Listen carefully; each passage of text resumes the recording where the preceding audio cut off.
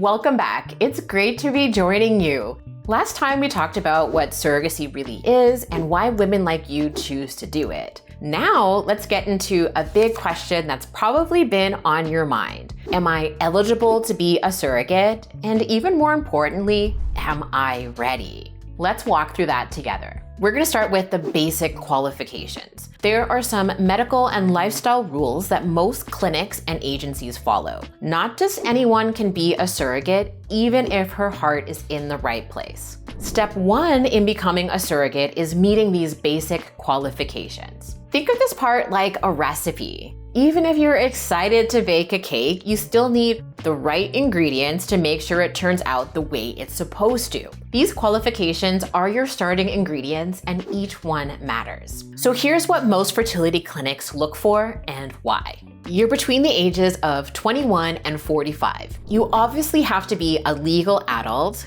and this is the age range where pregnancy is the safest, both for surrogates and for the baby. Next, your BMI has to be between 19 and 32. Some clinics go up to 35, but too high or too low on the BMI scale can increase health risks for pregnancy, or they can make the IVF medications not work the way they're supposed to. Next up, you have to have at least one full-term pregnancy with no major issues. This shows doctors that your body knows how to carry a pregnancy safely, and it lowers the chances of complications during the pregnancy for the baby and for the intended parents. Next, you have to be currently parenting your own child or children. This helps to confirm that you truly understand pregnancy and parenting and you aren't going into surrogacy for some other reasons. The next requirement is that you don't smoke, vape, or use recreational drugs.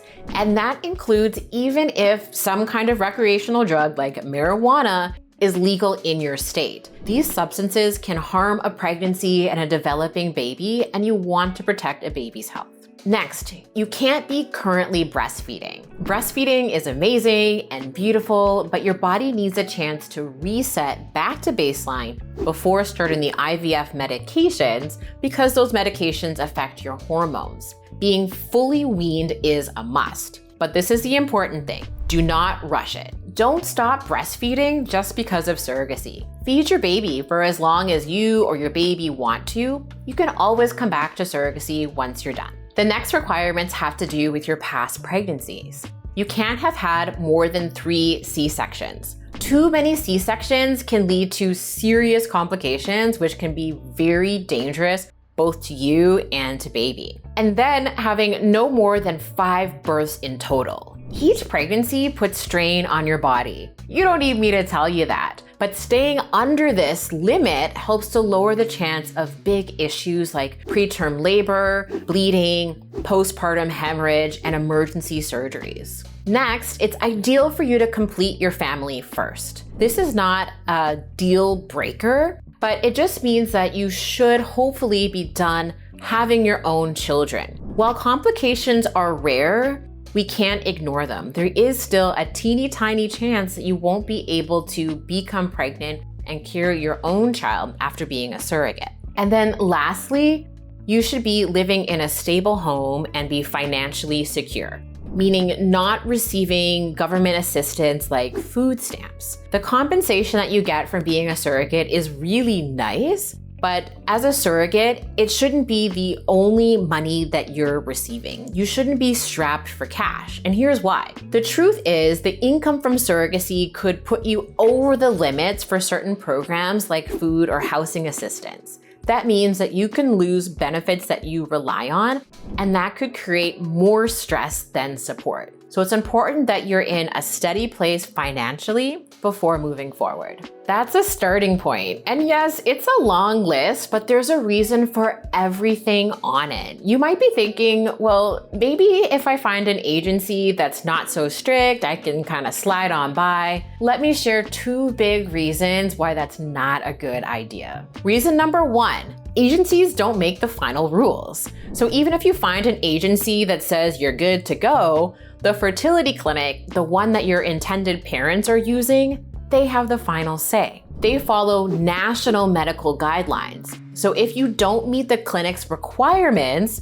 you'll keep getting passed over and over and over. And it can feel confusing and hurtful, even though it's nothing personal and the agency probably should have been upfront with you in the beginning. Reason number 2, these rules are actually here to protect you. The truth is, your family can't replace you. Your life matters. These guidelines may seem strict, but they're meant to keep both you and the baby as safe as possible. Why these rules matter? Pregnancy is powerful. It's one of the most amazing things that a body can do, isn't it? But it also comes with real risks, just like we were saying. Even if you've had smooth, healthy pregnancies in the past, every pregnancy is different. Things can go wrong, even when you're doing everything right. And when you're a surrogate, you're carrying someone else's dream. That's why doctors, lawyers, agencies work together to lower every risk that they can. Just imagine being stuck in a hospital bed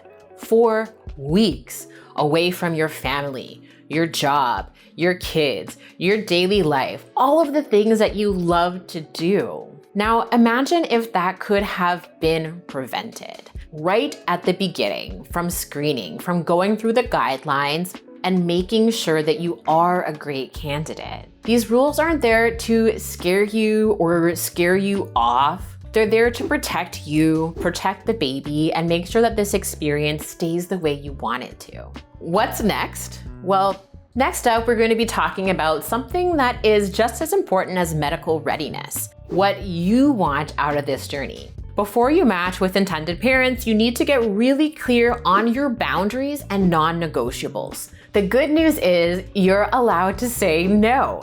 You get to shape this journey around what feels good, safe, and meaningful for you. So I will see you in part 3 and we'll dive into it.